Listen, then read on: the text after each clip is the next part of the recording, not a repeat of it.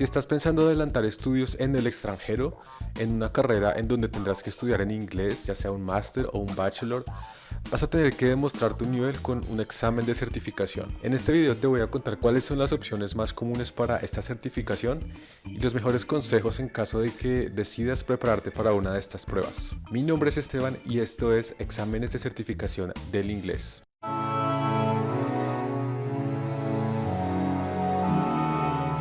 Para empezar, si vas a hacer estudios en una universidad, incluso en un país que no es angloparlante, y si son estudios de posgrado, es muy usual que los estudios se ofrezcan en inglés, no en el idioma del país.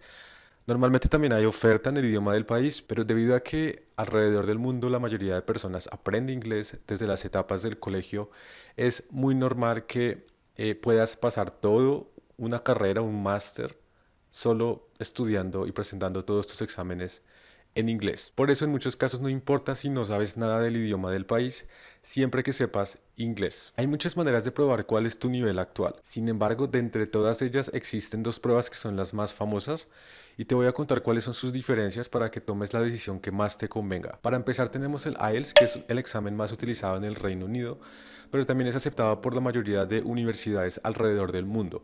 Este examen es diseñado por la Universidad de Cambridge. Y la otra opción es el TOEFL, que este examen se enfoca más en inglés americano y es más popular en Estados Unidos, por supuesto. Cada uno de estos exámenes tiene diferentes variantes, pero en este caso, para lo que concierne a este video, vamos a hablar de las variantes que se utilizan o que son exigidas por las universidades para aplicar a estudios universitarios, ya que hay otras variantes que pueden ser, por ejemplo, para emigrantes o para vida laboral, o también dependiendo de cómo vas a tomar el examen, si va a ser en físico o en un computador o este tipo de diferencias. Para este video vamos a hablar específicamente del IELTS Academic, que es el que se le pide a los estudiantes universitarios, y el TOEFL IBT, que es el que se presenta en un computador en un centro autorizado. Cualquiera de estos exámenes se evalúa en 4 grandes áreas, que son leer, escribir, escuchar y hablar. Para la parte de speaking o habla, en el IELTS vas a estar en una especie de entrevista con un calificador autorizado.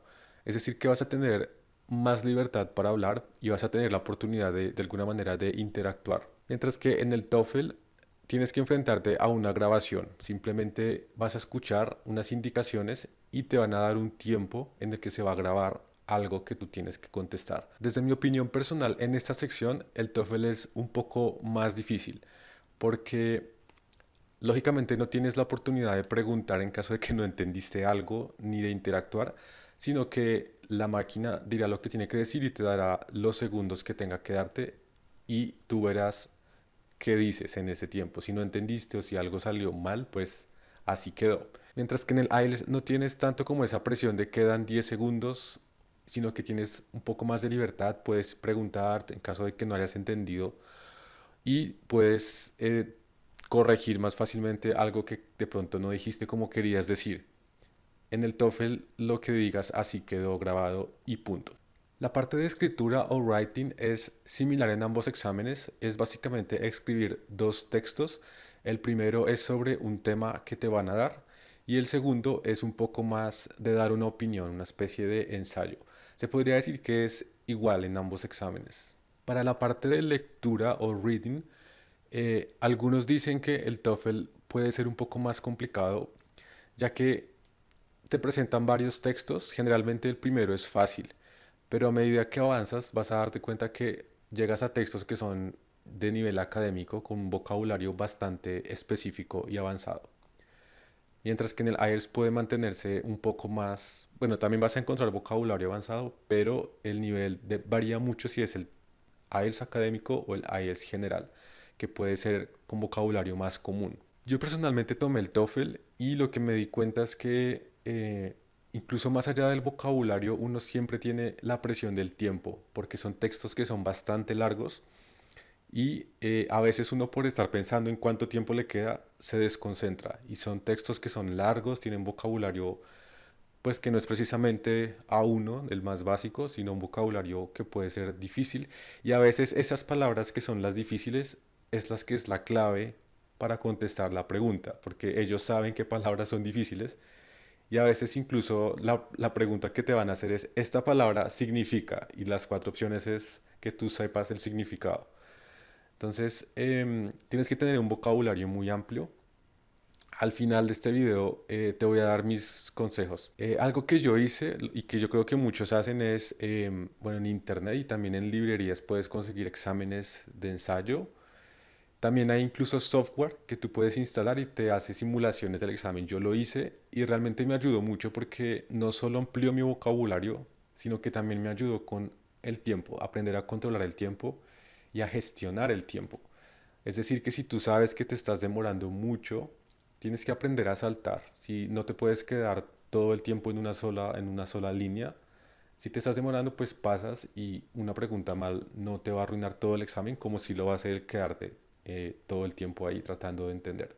En cuanto a la parte de escucha o listening, en mi opinión personal es más difícil el IELTS porque ahí debes completar palabras. Es decir, tú vas a escuchar grabaciones en ambos casos, conversaciones que pueden ser cosas fáciles y después tornarse más difíciles. Pero en el IELTS las preguntas no son de selección múltiple, sino que vas a tener que completar frases. Es decir, que si no entendiste una palabra, pues no vas a poder tener ese acierto nunca. En cambio en el TOEFL sí, si no entendiste igual va a estar siempre la opción de que puedas acertar por suerte. Personalmente yo escogí el TOEFL también porque en ese momento le tenía como mucho resquemor a las partes de escucha, porque en mi opinión son las partes más difíciles de los exámenes de idioma. Entonces consideré que podía ser un poco más sencillo si era ABCD, a que fuera a escribir la palabra tal cual uno la escuchó. Me parece mucho más difícil, pero ya depende de tu nivel. Si tú vienes con buenas bases, ambos van a ser muy fáciles, la verdad. ¿Qué otros criterios se tienen para poder escoger estos exámenes? Lógicamente el precio, aunque en este caso ambos exámenes tienen precios parecidos, es de alrededor de $230, lo que eso valga en tu país. Y cuál es más caro no se puede decir porque depende del país. Hay países en donde uno es más caro que el otro y así, pero los precios son realmente similares. Si estás pensando en tomar uno de estos exámenes, por ejemplo, para aplicar a la universidad en Alemania, te van a exigir en el TOEFL que tengas mínimo 88 o algo cercano a eso, que es un B2 alto. 88 de 120, es decir, que en promedio tienes que sacar 22 de 30 en cada una de las secciones. Para el IELTS, este nivel que te pide mínimo es 6.5, que es el mismo 88 del TOEFL.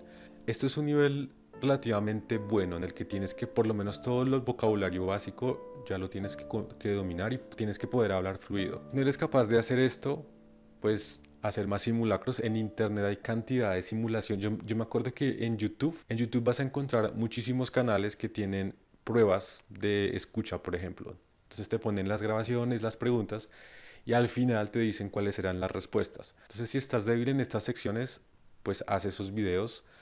Pero lo más importante cuando estés preparándote es que no hagas trampa, no te hagas trampa a ti mismo. Es decir, date el tiempo que te van a dar en el examen, simula todas las condiciones igual a las del examen y cuando hayas terminado, ahí sí miras las respuestas y las que hayas tenido mal, buscas en dónde estuvo la falla. Normalmente también te ponen la transcripción, te dicen de todas las grabaciones, para que tú vuelvas a escuchar y entiendas eso que no entendiste cuando hiciste la simulación. También incluso en las bibliotecas es posible alquilar incluso libros que se llaman literalmente preparación al TOEFL o preparación al IELTS.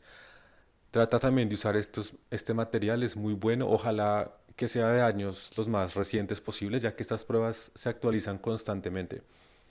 Siempre si no encuentras una palabra o si encuentras una palabra que no sepas, escríbela, busca el significado y que cuando la vuelvas a ver ya sepas qué es. Yo hice este proceso muchas veces y gracias a eso fue que pude pasar el examen. Encontré muchas de esas palabras que hice en los estudios en el examen verdadero. Para practicar el speaking, uno podría pensar que no se puede hacer solo, que necesitas de otra persona que hable contigo.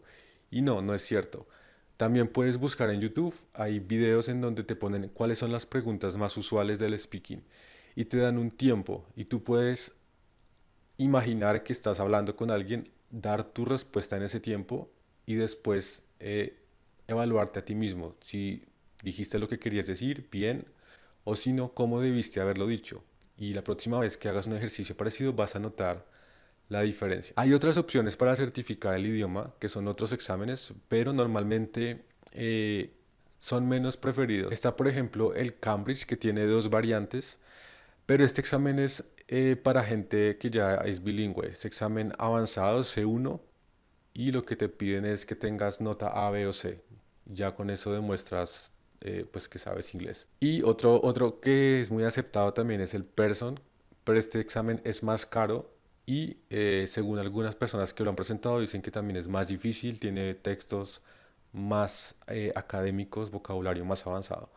Entonces, si no tienes estos dos por alguna otra razón, pues te recomiendo que tomes ya sea el IELTS o el TOEFL. Por último, si estás pensando en aplicar a una universidad en Alemania y necesitas estos exámenes, este es el primer paso que debes hacer por lo menos un año antes de tu fecha planeada de estar en Europa, ya que esta inscripción normalmente pues dura meses o pueden agendarte para en un par de meses y después el resultado también se puede demorar otro par de meses y tú vas a necesitar ese resultado para poder aplicar a la universidad. Entonces, esto del inglés es lo primero que tienes que hacer y debes hacerlo con mucho tiempo de anticipación. No necesitas haber salido de un colegio bilingüe o tener buenas bases para poder pasar este examen. Yo mismo nunca tuve un buen inglés en el colegio y ese tipo de cosas, em, pero estudiando solo lo pasé.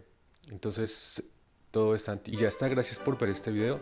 Si te gustó, si tienes preguntas, escribe y con gusto te responderé. Gracias por ver y hasta pronto. Chao.